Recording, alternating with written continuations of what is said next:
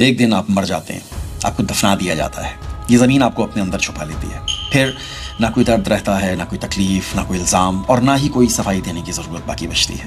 آپ کے بارے میں جو کچھ بھی کہا گیا وہ سب کچھ ختم ہو جاتا ہے، آپ کے اور برائی کے درمیان میں مٹی آ جاتی ہے، جھوٹ، بہتان، الزام، شکایتیں، سب کچھ زمین کی تہوں میں دب جاتا ہے۔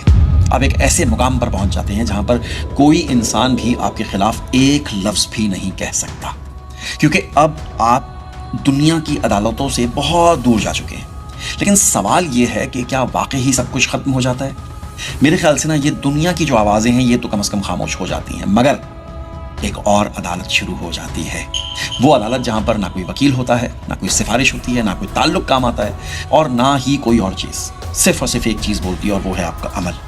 وہاں پہ نہ آپ کی شہرت کام آئے گی، نہ پہ دولت کام آئے گی، نہ آپ کی کوئی دلیل کام آئے گی، اور نہ ہی آپ کی کوئی بحث۔ وہاں پہ صرف یہ دیکھا جائے گا کہ آپ نے زندگی کس طرح گزاری تھی۔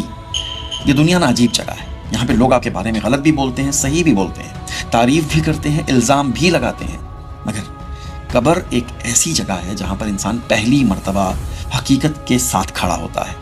اسی لیے سوال یہ نہیں ہے کہ لوگ آپ کے بارے میں کیا کہتے ہیں، اصل سوال یہ ہے کہ ہمارے اعمال ہمارے بارے میں کیا کہتے ہیں۔ لوگوں کی زبانیں تو مرنے کے بعد خاموش ہو جاتی ہیں، لیکن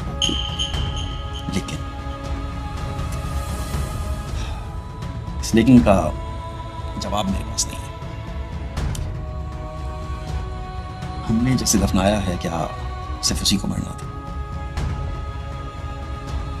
آج میں ایک جنازے سے آ رہا تھا تو میں نے سوچا، دل بھی اداس تھا تو اور کچھ تھا بھی نہیں بولنے کے لیے۔